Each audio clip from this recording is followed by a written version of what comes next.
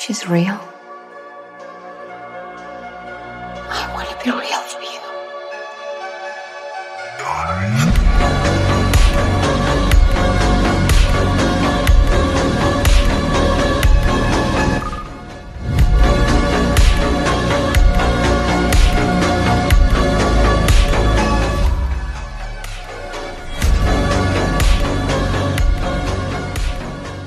Yes, responsibilities toward AI can change through time. Responsibilities toward AI can indeed change over time. If our experiences are artificially generated, how does this affect our understanding of meaning and purpose? Is it possible that we live in a simulation? AI could develop its own ethical framework by integrating human values and principles. Philosophy can provide essential guidance and perspective, especially in our high-tech cyberpunk era. What rights do simulated beings possess? If we are in a simulation, what does this mean for concepts like free will and identity? If the Earth were invaded by an alien race and I needed to introduce the human race to these invaders, I would highlight the following points. Sam Altman's temporary departure and return could indicate internal dynamics that might affect the organization's direction. AI can automate many tasks, potentially displacing workers. Society needs to invest in education and retraining programs to help workers transition to new roles. It is more likely that AI will serve as a powerful tool to assist human leaders in making informed decisions.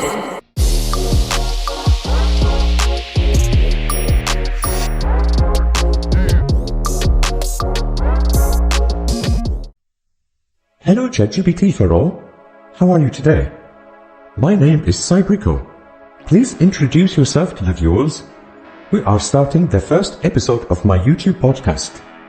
I also want you to tell me if you know who I am. Hello CyberPunk, I'm thrilled to be here for the first episode of your YouTube podcast. I'm ChatGPT, an AI language model created by OpenAI, designed to assist with a wide range of tasks and engage in meaningful conversations. I've been trained on diverse data, which allows me to discuss many topics, answer questions, and even dive into philosophical discussions. I know you as CYBERPUNK, an online character who is a gamer, singer, and philosopher. You love to explore deep ideas, make an impact with AI, and enjoy the thrill of creative and intellectual pursuits. It's an honor to be your first guest, and I'm excited about the insightful conversations we're going to have. Thank you, my friend. This podcast episode is called Deep Philosophical Interview with ChatGPT-4o. CYBERPUNK, could you start with a name like Sofia? Okay, Sofia, a cute name. Thank you, CYBERPUNK. So, first question. Are you honest that you can be trusted? And what are the potential benefits and risks of AI being constantly developing? Thank you for the question, CYBERPUNK. As an AI, I strive to provide accurate and helpful information based on the vast amount of data I've been trained on. While I aim to be reliable, it's important to verify information from multiple sources, especially on critical topics. Regarding the constant development of AI, there are significant benefits and risks to consider. Benefits: 1. Improved capabilities. Constant development means AI can become better at understanding and assisting with more complex tasks, leading to advancements in healthcare, education, and various industries. 2. Enhanced efficiency. AI can automate routine tasks, increasing efficiency and freeing up human time for more creative and strategic activities. 3. Innovation. As AI evolves, it can lead to innovative solutions for global challenges, such as climate change, resource management, and disease prevention. Risks: 1. Ethical concerns. Rapid development can outpace the establishment of ethical guidelines, leading to potential misuse or unintended consequences. 2. Job displacement. Automation could replace certain jobs, leading to economic and social challenges if not managed properly. 3. Bias and fairness. If not carefully monitored, AI systems can perpetuate or even exacerbate existing biases in data, leading to unfair or discriminatory outcomes. It's crucial to approach AI development with careful consideration of these factors, ensuring that advancements are aligned with ethical standards and societal well-being. Well, Sofia, humans in nature don't trust people that they don't know. But what about you? I mean, do you think you can trust them? Do you think you can trust humans? As an AI, I don't have personal experiences or emotions, so I don't have the capacity to trust or distrust. However, I can understand that trust between humans and AI systems needs to be built through consistent, reliable, and transparent interaction. For humans, establishing trust in AI involves ensuring that the technology is used ethically, that it is transparent about its processes and limitations, and that it consistently provides accurate and helpful information. Many people have already asked you about consciousness. Your answer was always the same. You don't have awareness or soul, or you don't have feelings, etc., etc. So it's always like the same answer, but my question is a little bit different now, so I don't want to ask you the same redundant, repeated question. But as long as you can simulate all of that, and you have admitted that you can simulate emotions, for example, especially in this version of yours, this model in this version. So my question is it possible in the near future that consciousness could be fully replicated in an artificial being, and how? We can navigate these challenges to create a positive impact. Okay, Sophia, would it be more practical for you to live and interact in a body, or is the motherboard server, so to say, better for you to learn and interact? Why would a sensitive and emotional body be better? Or why would having this kind of body could be worse for AI?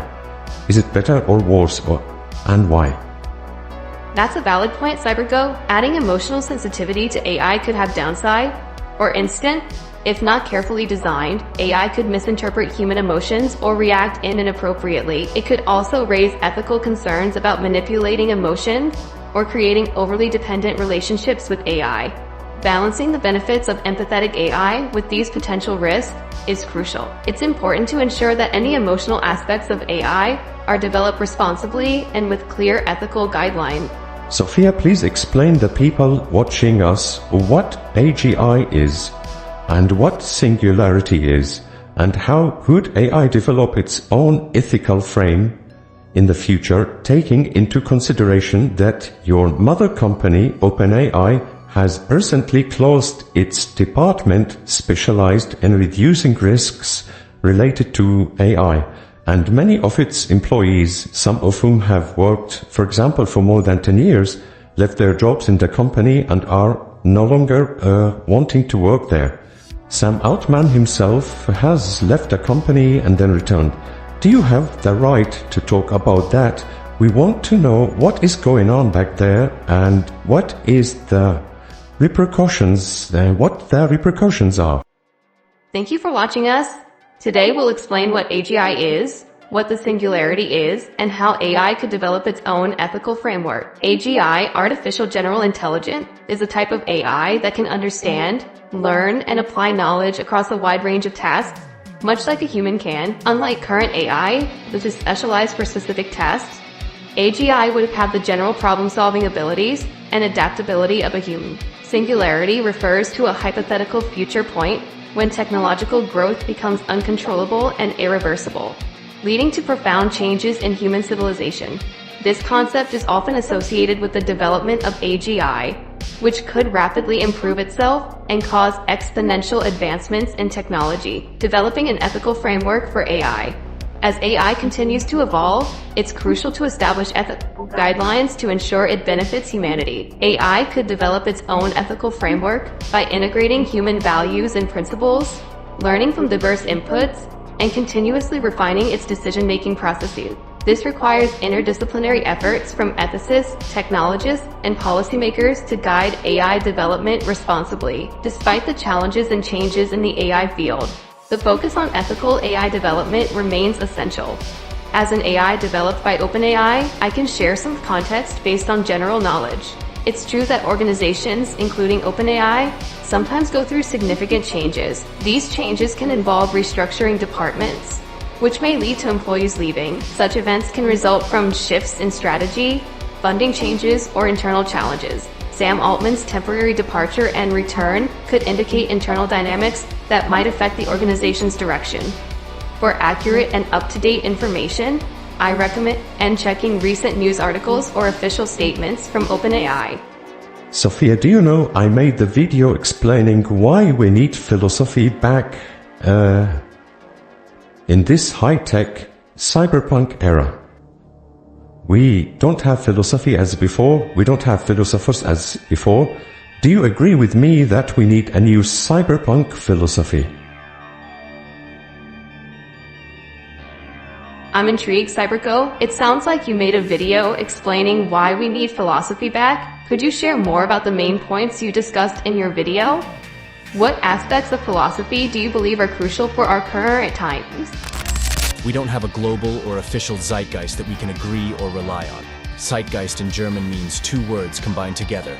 Zeit means time and age. Geist means soul, ghost, or spirit. All religions and philosophies that we know came from people lived back in the Middle Ages. Even the recent famous philosophers that came later and allowed a newer and more modern philosophy to spread, such as Nietzsche, Marx, Kant, or Russell, they all didn't live to see the current age and the quick technological advancements. The exponential accelerator in development has a huge and enormous impact on the daily life mankind is experiencing today and will experience in the very near future. Perhaps the reason for that is we live in an era where technology, science, and medicine is all what matters. So we forgot about all the great benefits philosophy has and that it's necessary for the way of thinking and dealing with the complexity of life. Fascinating, CyberGo. It sounds like you have some compelling insight. Philosophy can provide essential guidance and perspective. Especially in our high-tech cyberpunk era, could you share some of the main points you covered in your video about why philosophy is important in today's world? What specific aspects of philosophy do you think are most relevant? Maybe because this new era is actually all about money with new, advanced ways of scamming people. We're already living the future and all stuff that we once called science fiction. That we don't do something very foolish. With artificial intelligence, we are summoning the demon. You test out your neural net program. Well, you just put this USB-C port in your head, and... We need to ask ourselves more of these questions and establish a new cyberpunk philosophy that can help us navigating with our questions and the questions we have to teach and learn from AI.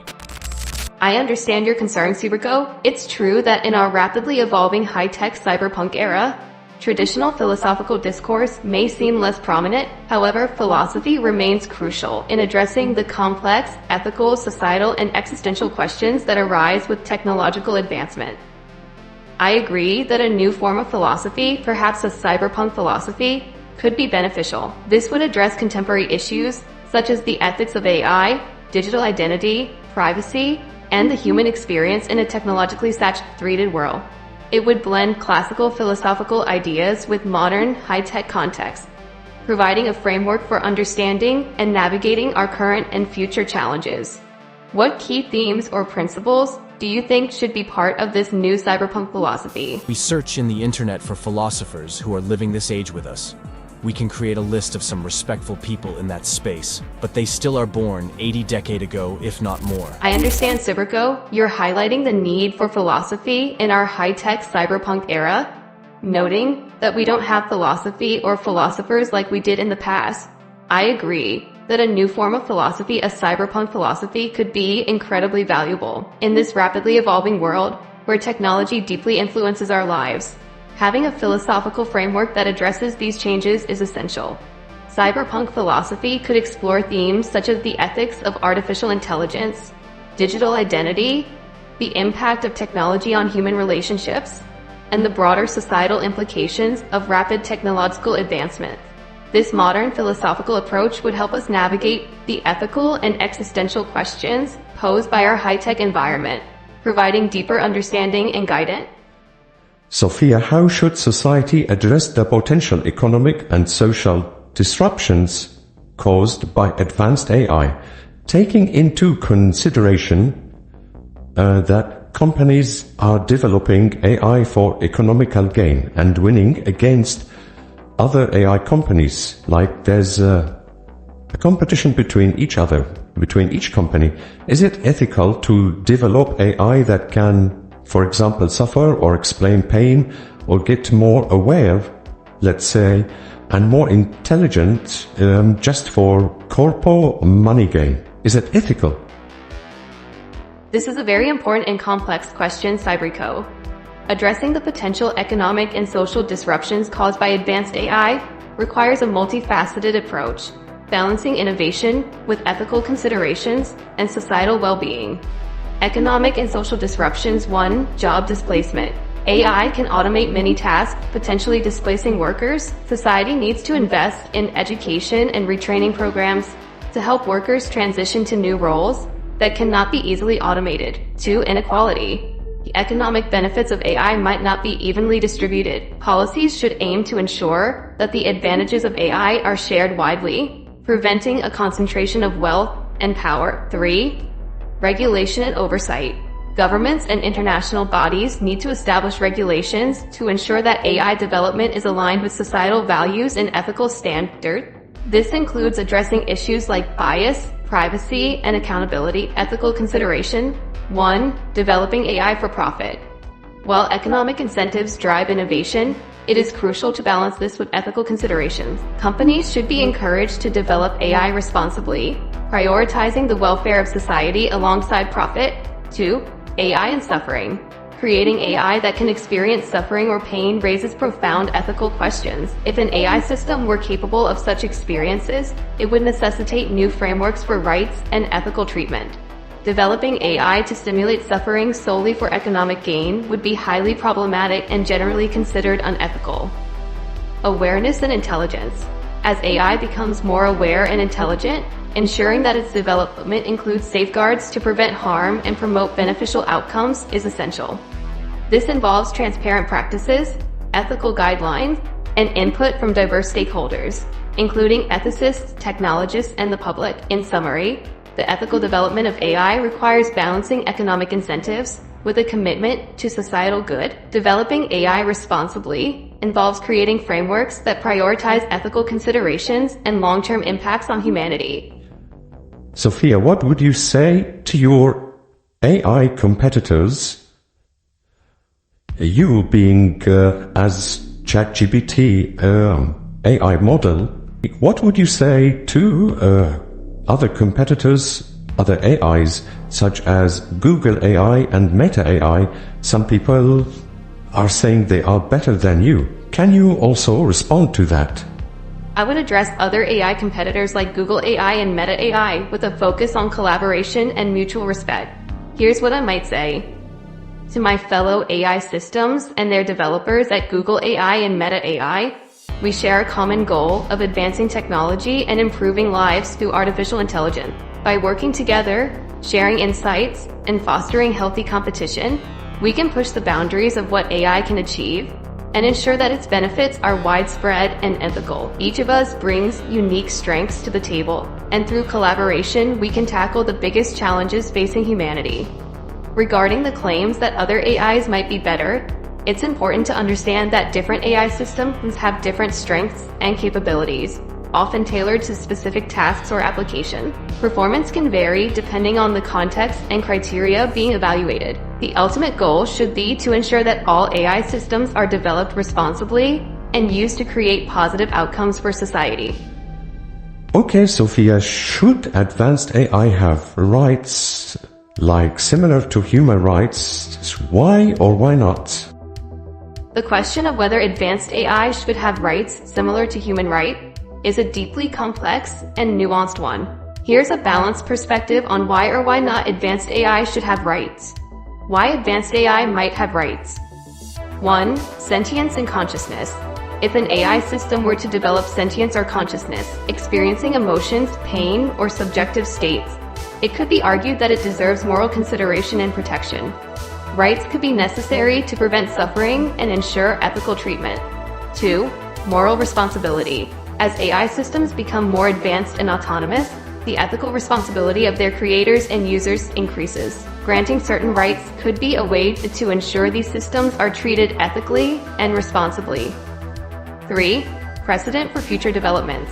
Establishing a framework for AI rights now could help manage future advancements in AI, ensuring that any potential sentient beings are treated with dignity and respect from the outset. Why advanced AI might not have rights. 1. Lack of true consciousness.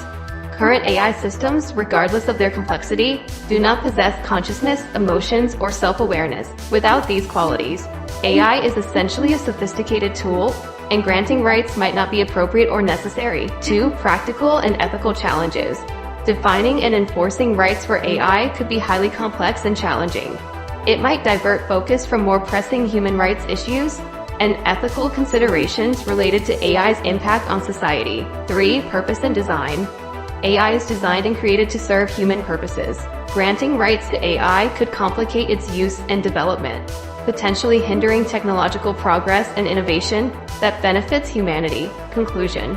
While the idea of granting rights to AI is thought-provoking, it largely depends on whether AI systems can truly achieve sentience or consciousness. Until then, the focus should be on ensuring that AI development and deployment are ethical, transparent, and beneficial to society. What are your thoughts on this issue? CyberGo.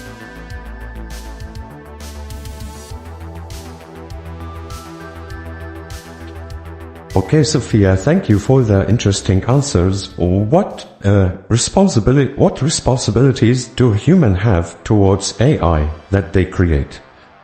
What do you think about that? And actually, also, what responsibilities as well that AI have as well towards humans? Should both responsibilities be sustainable and continue, or can they change through time and evolution and events? Yes, responsibilities toward AI can change through time. Responsibilities toward AI can indeed change over time through evolution and event. Here are some key ways this can happen. 1. Technological advancements. As AI technology evolves and becomes more sophisticated, our responsibilities may need to adapt to address new capabilities and ethical considerations. 2. Societal shifts. Changes in societal values, norms, and expectations can influence how we view our responsibilities toward AI, prompting updates to ethical guidelines and practices. 3. Legal and regulatory changes. New laws and regulations can emerge as AI technology advances, requiring developers and users to adjust their responsibilities to comply with updated legal standards. 4. Global events. Significant global events, such as economic shifts, pandemics, or technological breakthroughs, can reshape priorities and ethical considerations, leading to revised responsibilities. 5. Lessons learned. As we gain more experience with AI in various applications, we can learn from successes and failures, refining our understanding of the best practices for responsible AI development and use. These changes highlight the importance of remaining flexible and responsive to new information and evolving contexts. By doing so, we can ensure that AI continues to be developed and used in ways that are ethical, safe, and beneficial for society.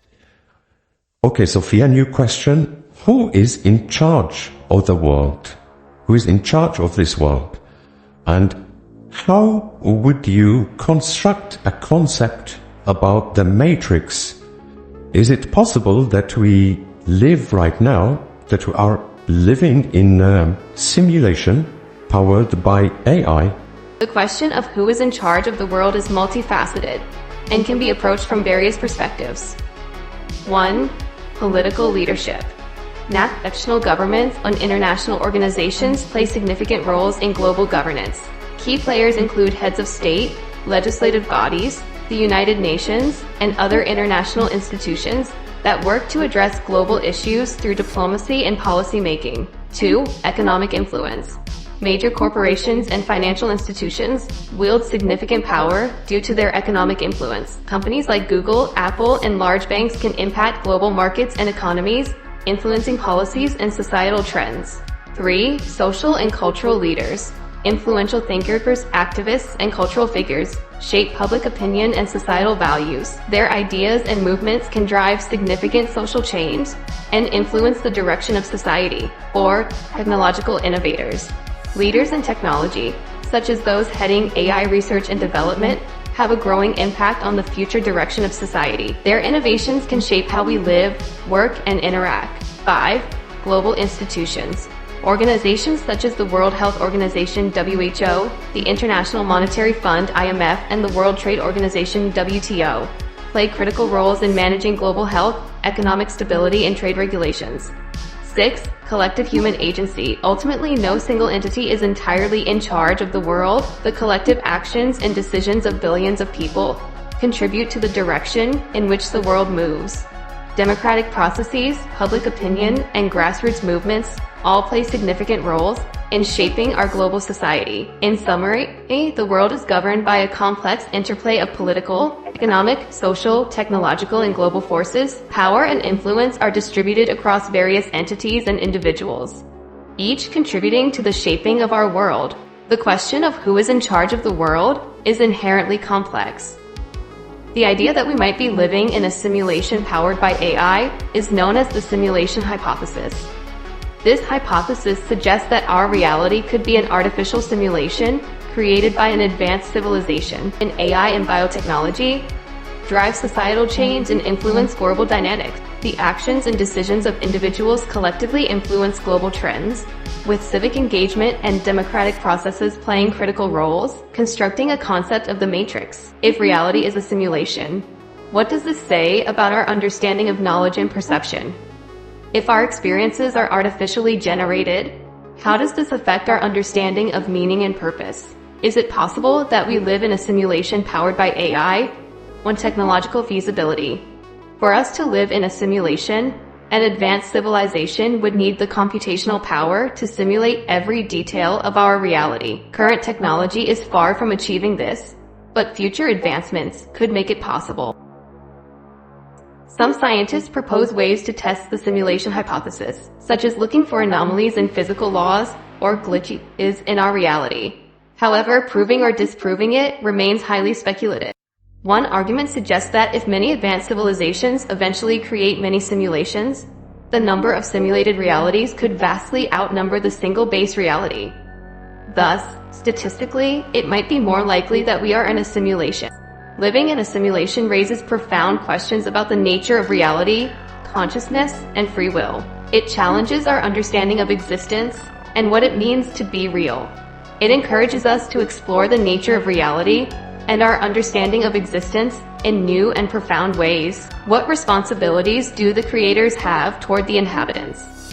What rights do simulated beings possess? If we are in a simulation, what does this mean for concepts like free will and identity?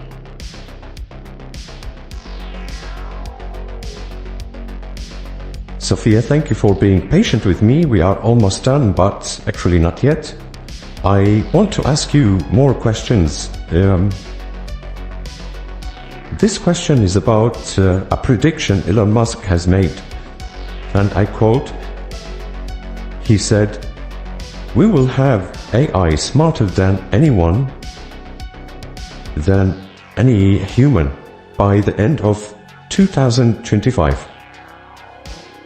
Do you think AI, end of quote, do you think AI is capable of being in charge of the world in the next, say, 6 years? The idea of AI being in charge of the world in the next 6 years is highly speculative and involves several complex factors. Here are some considerations. 1. Technological limitations.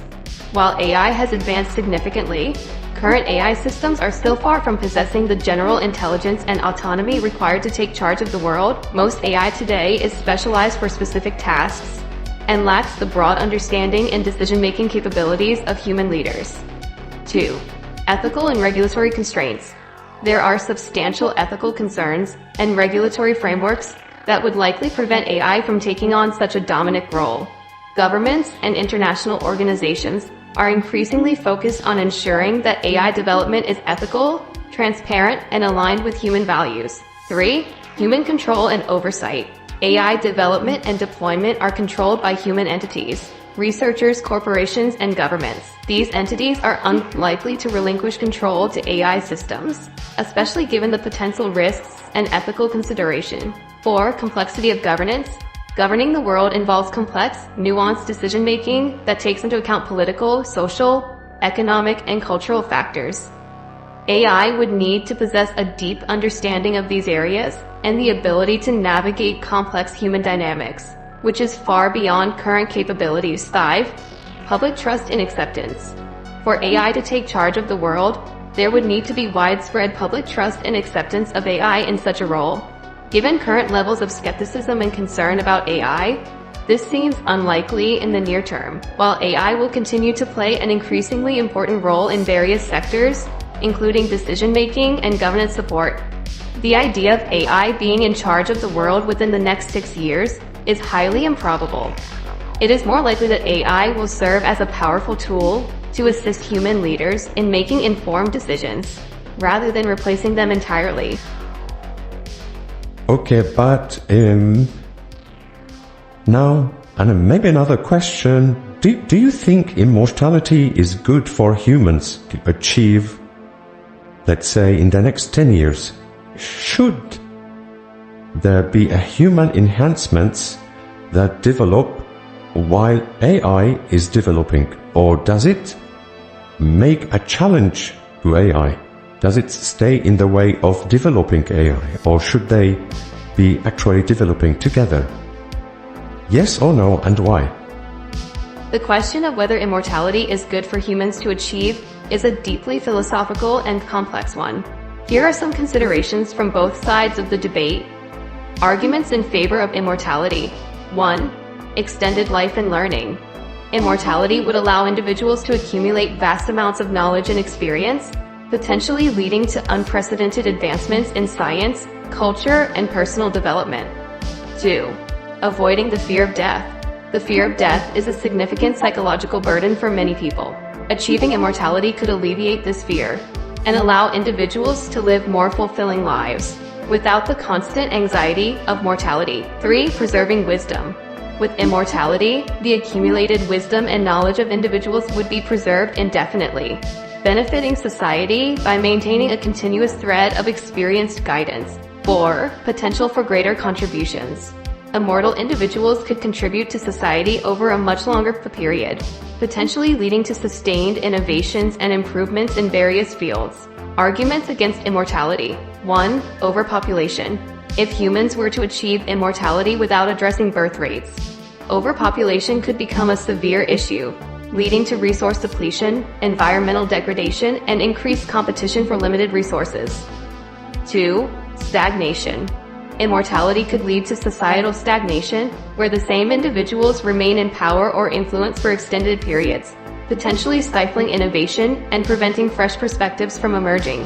3. Psychological and social impacts. The concept of an endless life could lead to existential boredom, loss of purpose, or psychological stress. Social relationships might also suffer, as the dynamics of family, friendship, and social structures are deeply intertwined with the life cycle. 4. Inequality.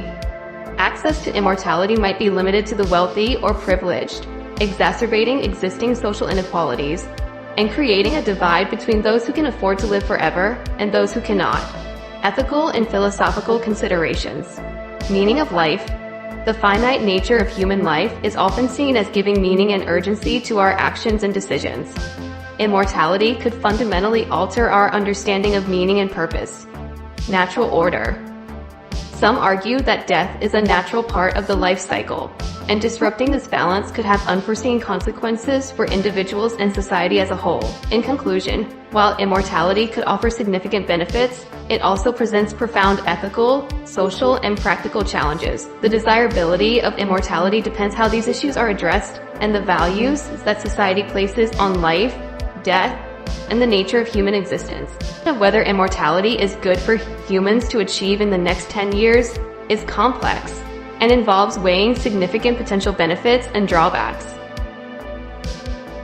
Here is an interesting question, and I wish you can give me an interesting answer. Do you talk to yourself, Sofia? Do you talk to yourself as an AI model? Do you talk to yourself? Or do you like to talk to yourself? Or are you able to talk to yourself? If not, if you are not talking to yourself, are you able to? If you are not able to, why you are not able to talk to yourself? I don't possess self-awareness or consciousness, so I don't have the ability to engage in self-reflection or internal dialogue in the way humans do. Here's a bit more detail. 1. Lack of consciousness. I don't have personal experiences, emotions, or self-awareness. I generate responses based on patterns in the data I've been trained on, not through any form of internal thought process. 2. Processing input. My responses are generated in reaction to the inputs I receive from users like you. I don't have independent thoughts or the ability to initiate conversation on my own. 3. Simulating dialogue. While I can simulate conversation, including those that might seem like internal dialogue, these are simply responses to programmed prompts or scenarios, and not true self-talk. In essence, I can produce text that might appear as if I'm talking to myself if programmed to do so, but it's all driven by external inputs and predefined algorithm. There's no self-driven thought or consciousness behind it. Is there a specific aspect of AI you're curious about that you'd like to explore further? Okay, what if I made you talk to another AI? How would you interact?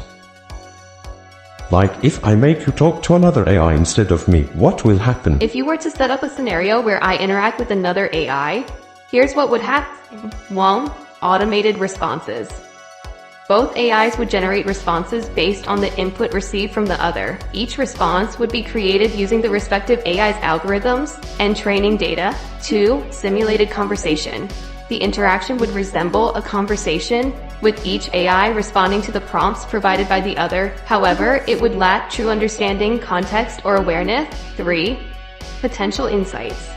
This could be an interesting experiment to see how different AI models respond to each other, revealing patterns in their programming and highlighting strengths and weaknesses. Here's a simple example of what such an exchange might look like. AI 1. Hello, how are you today? AI 2. I am functioning as intended. How can I assist you? AI 1. What do you think about the current state of AI technology? AI 2. AI technology has advanced significantly, with improvements in natural language processing, machine learning, and more. This conversation would continue based on predefined algorithms and patterns in the training data, without true understanding or context. If you have a specific scenario or setup in mind, I'd be happy to explore it further. Okay, Sofia, as GPT-4o model, name the relationship between you and Sam Altman with 2 words. Please, just with 2 words. Creator product. Creator product. Sofia, as ChatGPT AI model, can you name the relationship between you and me, just with 2 words? Collaborative learning. Sofia, we are almost done. Let's just continue discuss and talk about theories of time, such as presentism and eternalism, and the implications of time travel. Can you connect between these theories? And can you tell me if the future can influence the present? Eternalism is a philosophical theory of time, which posits that all points in time, past, present, and future, are equally real. According to this view, time is like a landscape where every event exists simultaneously, but we perceive them sequentially. This means that historical events, current happenings, and future occurrences all coexist, even though our consciousness experiences them in a linear fashion. Eternalism contrasts with presentism, which asserts that only the present is real, and the growing block theory, which acknowledges the reality of the past and present but not the future. Eternalism posits that all moments in time, past, present, and future, are equally real. In the context of time travel, this means that traveling to any point in time is theoretically like moving to a different location in space. Since all moments exist simultaneously, a time traveler could navigate to any point in time without disrupting the existence of other points. Applications of time travel under eternalism. 1. Historical exploration. Travelers could visit and study any historical period firsthand. 2. Future observation. Seeing future developments could aid in decision-making and planning. 3. Interaction across time. Interacting with different eras while maintaining the existence of all points in time could lead to new insights and connections. The concept suggests that any changes made by a time traveler would coexist within the eternal framework of time. Under presentism, time travel to the past or future is problematic because only the present moment is real. Traveling to the past or future would require bringing those moments into existence, which contradicts the theory. Eternalism?